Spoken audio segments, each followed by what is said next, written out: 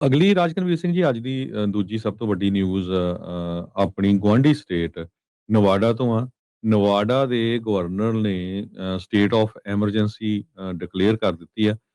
Reno ਦੇ ਲਾਗੇ ਬਹੁਤ ਹੀ ਭਿਆਨਕ ਅੱਗ ਲੱਗੀ ਹੋਈ ਆ।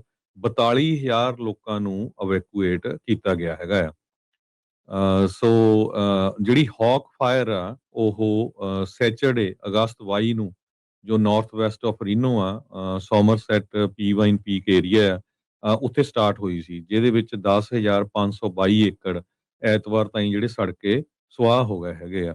ਸੋ 0% ਕੰਟੇਨਡ ਆ। ਜਦੋਂ ਆਪਾਂ ਰੀਨੋ ਨੂੰ ਜਾਂਦੇ ਆ, ਪਹਿਲਾਂ ਰੀਨੋ ਤੋਂ ਸ਼ੁਰੂ ਹੋਣ ਤੋਂ ਪਹਿਲਾਂ ਪਹਿਲਾਂ ਇਧਰਲੀ ਸਾਈਡ ਨੂੰ, ਕੈਲੀਫੋਰਨੀਆ ਸਾਈਡ ਨੂੰ, ਇਧਰੋਂ ਜਿਹੜੀ ਅੱਗ ਲੱਗੀ ਹੈਗੀ ਆ। ਨਵਾਡਾ ਦੇ ਗਵਰਨਰ ਜੋ ਲੰਬਾਰਡੋ ਨੇ ਸਟੇਟ ਆਫ ਐਮਰਜੈਂਸੀ ਡਿਕਲੇਅਰ ਕੀਤੀ ਆ। ਸੋ ਬਹੁਤ ਵੱਡਾ ਇਵੈਕੂਏਸ਼ਨ ਆ 42,000 ਲੋਕਾਂ ਦਾ। ਯੂਐਸ ਹਾਈਵੇ ਜਿਹੜਾ 395 ਆ ਉਹ ਕਲੋਜ਼ ਕਰ ਦਿੱਤਾ ਗਿਆ ਹੈਗਾ। ਸੋ ਮੰਡੇ ਮਾਰਨਿੰਗ ਤੱਕ ਨਵਾਡਾ ਦੇ ਜਿਹੜੇ ਨੈਸ਼ਨਲ ਗਾਰਡਸ ਆ ਉਹ ਹੈਲੀਕਾਪਟਰ ਕ੍ਰਿਊ ਨੂੰ ਨਾਲ ਲੈ ਕੇ ਜਿਹੜੇ ਆ ਫਾਈਟ ਕਰ ਰਹੇ ਆ ਅੱਗ ਦੇ ਨਾਲ। ਤੇ ਬਹੁਤ ਸਾਰੇ ਸਾਡੇ ਲਿਸਨਰ ਵੀ ਹੈਗੇ ਆ ਰੀਨੋ ਦੇ ਵਿੱਚ ਜਾਂ ਟਰੈਵਲ ਕਰਦੇ ਆ ਸੈਕਰਾਮੈਂਟੋ ਤੋਂ ਰੀਨੋ ਨੂੰ। ਸੋ ਉਹਨਾਂ ਲਈ ਇਹ ਖਬਰ ਆ ਵੀ ਜਿਹੜਾ ਯੂਐਸ 395 ਆ ਹਾਈਵੇ ਉਹ ਕਲੋਜ਼ ਹੈਗਾ। ਸੋ ਨਾ ਹੀ ਜਾਇਆ ਜਾਵੇ। ਤੇ ਰੀਨੋ ਦੇ ਵਿੱਚ ਜਿਹੜਾ ਰੀਨੋ ਤਾਹੋ ਇੰਟਰਨੈਸ਼ਨਲ 에ਅਰਪੋਰਟ ਆ, ਉਹ ਹਾਲਾਂਕਿ ਓਪਨ ਆ, ਇਵੈਕੂਏਸ਼ਨ ਜ਼ੋਨ ਤੋਂ ਬਾਹਰ ਹੈਗਾ ਆ। ਪਰ ਐਜ਼ ਆਫ ਟੂਡੇ ਮਾਰਨਿੰਗ ਜਿਹੜਾ ਜਾਣੀ ਕਿ ਅਗਸਤ 24 ਨੂੰ ਸੋਮਵਾਰ ਸਵੇਰ ਤੱਕ ਜਿਹੜੀ ਹਾਕ ਫਾਇਰ ਆ ਅਨਕੰਟੇਨਡ ਹੈਗੀ ਆ ਤੇ ਲਗਾਤਾਰ ਤੇਜ਼ੀ ਨਾਲ ਫੈਲ ਰਹੀ ਆ। ਆਪਾਂ ਨੂੰ ਜਿਹੜੇ ਰੀਨੋ ਗੁਰਦੁਆਰਾ ਸਾਹਿਬ ਦੇ ਸੇਵਾਦਾਰ ਹੈਗੇ ਆ ਸਤਨਾਮ ਸਿੰਘ, ਉਹਨਾਂ ਨੇ ਪਿਕਚਰਸ ਵੀ ਭੇਜੀਆਂ ਹੈਗੀਆਂ, ਉਹ ਆਪਾਂ ਤੁਹਾਡੇ ਨਾਲ ਸ਼ੇਅਰ ਵੀ ਕਰਾਂਗੇ। ਉਹ ਕਾਫੀ ਸੇਵਾ ਕਰ ਰਹੇ ਆ। ਉਹਨਾਂ ਨੇ ਕਿਹਾ ਵੀ ਸਾਡੀ ਟੀਮ ਪੂਰੀ ਉਹਨਾਂ ਨੇ ਗੁਰਦੁਆਰਾ ਸਾਹਿਬ ਤੋਂ ਲੰਗਰ ਲੈ ਕੇ ਪਾਣੀ, ਹੋਰ ਜਿਹੜੀਆਂ ਚੀਜ਼ਾਂ ਚਾਹੀਦੀਆਂ ਹੈਗੀਆਂ ਉਹ ਲੈ ਕੇ ਫਾਇਰ ਡਿਪਾਰਟਮੈਂਟਸ ਨੂੰ ਭੇਜੀਆਂ।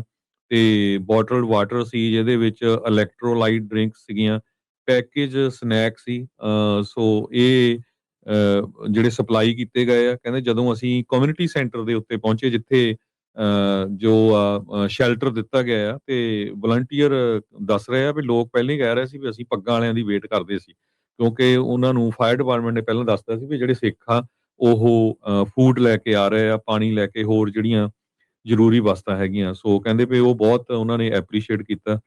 ਸੋ ਆਪਾਂ ਪੰਜਾਬੀ ਰੇਡੀਓ ਯੂਐਸਏ ਵੱਲੋਂ ਵੀ ਜਿਹੜੀ ਰੀਨੋ ਦੀ ਸਿੱਖ ਸੰਗਤ ਆ ਉਹਨਾਂ ਦਾ ਧੰਨਵਾਦ ਕਰਦੇ ਆ ਵੀ ਇਸ ਨੈਚੁਰਲ ਡਿਜ਼ਾਸਟਰ ਦੇ ਵਿੱਚ ਉਹਨਾਂ ਨੇ ਬਹੁਤ ਜਲਦੀ ਜਿਹੜਾ ਐਕਸ਼ਨ ਲਿਆ।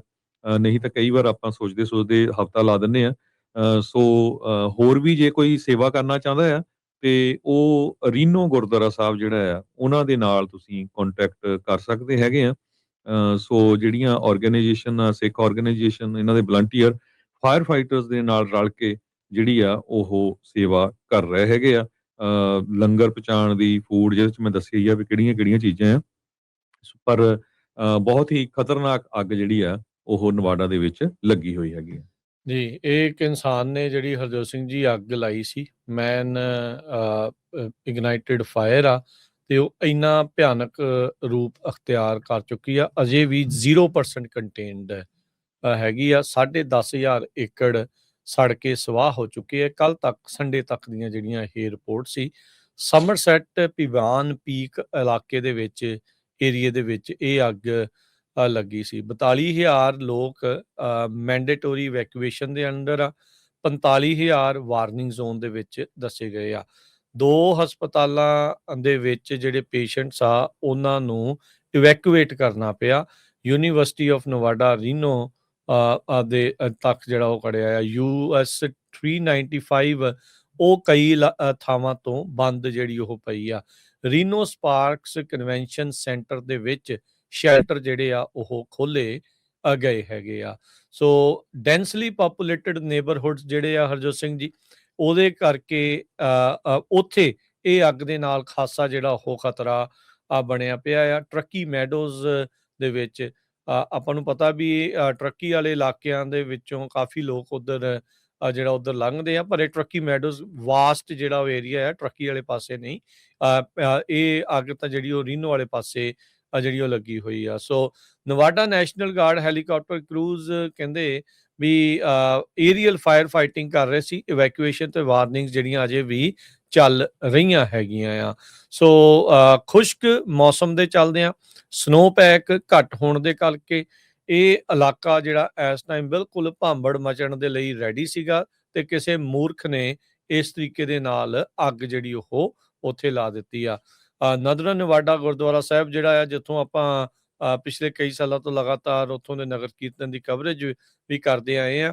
ਉਹੀ ਗੁਰਦੁਆਰਾ ਸਾਹਿਬਾਨ ਤੇ ਬਾਕੀ ਜਿਹੜੀ ਸਿੱਖ ਸੰਗਤ ਆ ਮਿਲ ਕੇ ਇਸ ਮੌਕੇ ਇਹਨਾਂ ਪੀੜਤ ਪਰਿਵਾਰਾਂ ਤੱਕ ਰਾਹਤ ਜਿਹੜੀ ਆ ਉਹ ਪਹੁੰਚਾ ਰਹੀ ਆ।